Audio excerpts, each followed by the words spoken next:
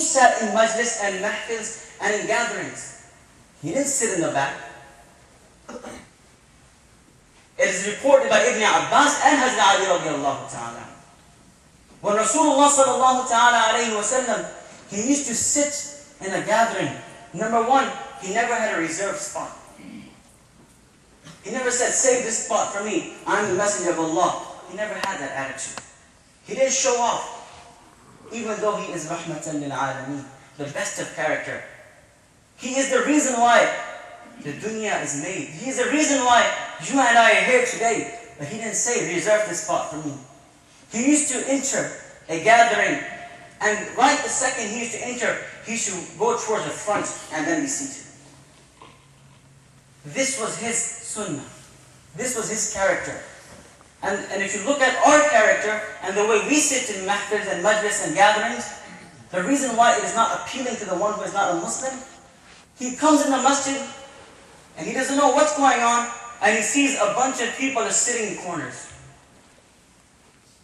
What do you think he thinks? If you enter the classroom and the teacher is teaching and all the students are in the corner and the teacher is teaching the class in the front, what kind of level of respect would you give that student? You would say, I have never seen disrespect the student as much as this class students. The teacher is speaking, the students are on the back. The teacher is conveying the message, the students are ignoring. So this is their message we're leaving to their mind. You don't necessarily have to say something. Our physical characteristics leave a message. The way we sit down, the way we walk, the way we talk, this leaves a message in the human mind. And if you read psychology, you understand. If you read psychology, a person who stands like this is a person who is supporting his own self. So Rasulullah said, don't stand like this. Don't be that person that looks like he's just supporting himself and rejecting the rest. He said to stand straight.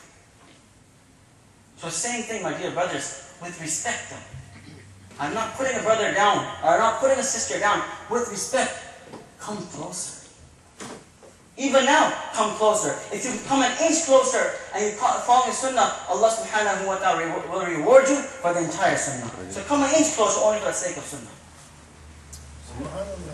Just for the sake of the sunnah. Why?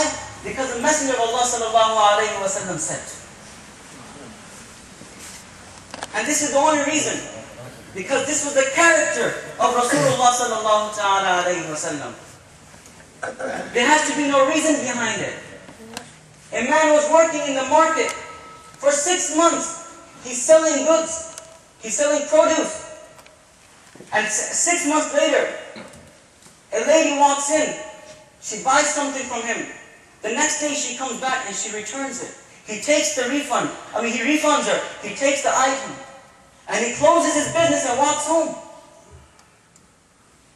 And the people said, oh my companion, oh my co-worker, you were making such good money. Your business was growing.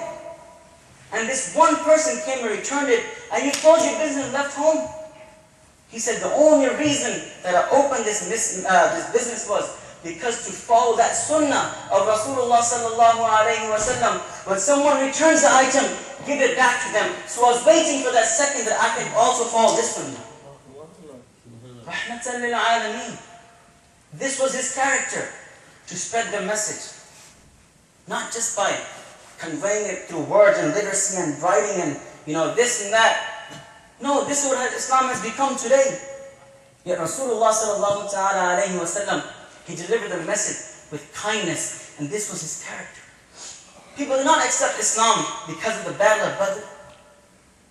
They've seen a lot of miracles. The Prophet of Allah sallallahu alayhi wa sallam, he split the moon, they rejected the message. He brought the sun back, they rejected the message. He made the pebbles speak. Abu Jahl rejected the message. They spoke La ilaha illallah. It was clear, it was understood, it was heard. They rejected the message.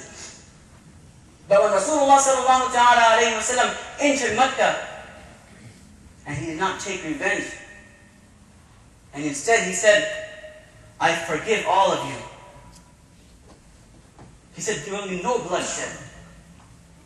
Don't harm those people who do not wish to fight. Do not harm Abu Sufyan or those people that are in his household. What did he do? He approached to them with great and kind character. And they accepted Islam right away. So my dear respected brothers, Islam is spread with character. And this is why Rasulullah sallallahu ta'ala alayhi wa sallam had the best of character. وَإِنَّكَ لَعَلَىٰ خُلُقٍ عَظِيمٍ. And this is not me saying that, or this is not a third person saying that. This is Allah subhanahu wa ta'ala saying that. Rabbul Alameen is saying that. Who is Rabb of the entire Alameen. And he's saying that the Rahmatan lil Alameen is وَإِنَّكَ لَعَلَىٰ خُلُقٍ عَظِيمٍ. So my dear brothers, respected sisters, and little ones, become an example.